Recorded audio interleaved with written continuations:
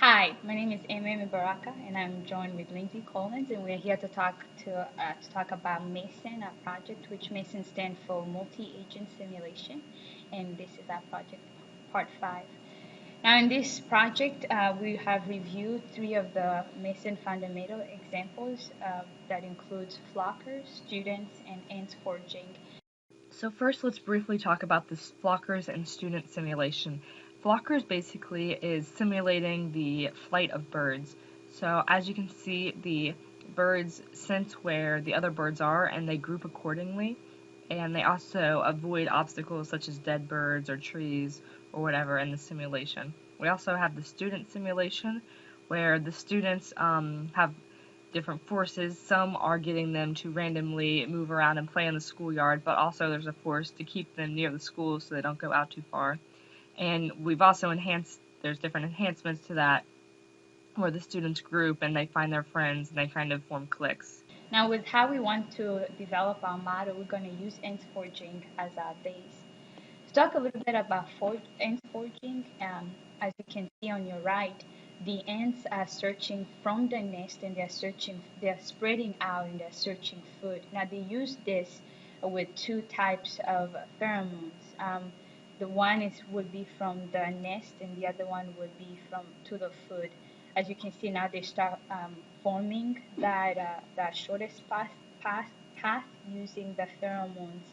And as the pheromones, the gradient of the pheromones to the food grow bigger, all the ants kind of comes and they follow that pheromones, and that gradient increases, and it becomes the shortest path. I'm going to pass it to Lindsay, and she's going to talk about model and how we're going to use this ants foraging as our base.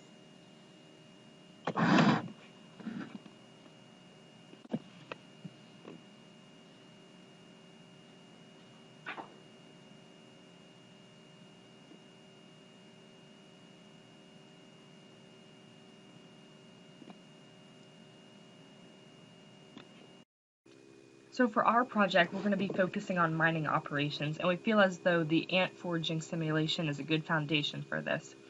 So as you can see here's kind of an idea of what our interface might look like. The green symbolizes the entrance of the mine, the black symbolizes the mine, and the gold and the silver dots symbolize where the material is. So as you can see, the robots, or the drones, the mining robots, enter into the mine and they start tunneling in different directions. Once they reach a material such as gold, they start letting off pheromones, or a sensor in this case, kind of like the ant foraging example, and some of the robots go to that specific place and they start excavating the different materials and metals back out to the entrance. So if we were to write an abstract or a conference paper for this, here's some of the main points of our paper that would be covered in our abstract. Obviously, our simulation, as I just said, is going to represent a mining operation. We will have to account for the workforce, or the different amounts of robots that will go to whichever specific material is found. If it's gold, we might send more of the robots than if it was silver or bronze or something like that. There might be different obstacles such as cave-ins or different things like that. And also we'll have to consider the robot communication, which was kind of like the pheromone in the ant example. Also, we will probably conduct research in real-life mining operations to enhance our model and have more accurate simulation. And the thesis for our paper could be something along the lines of: the following conference paper represents a multi-agent simulation that has been developed to exhibit mining operations and provide a depiction of the communication between robot drones to discover and excavate a variety of metals.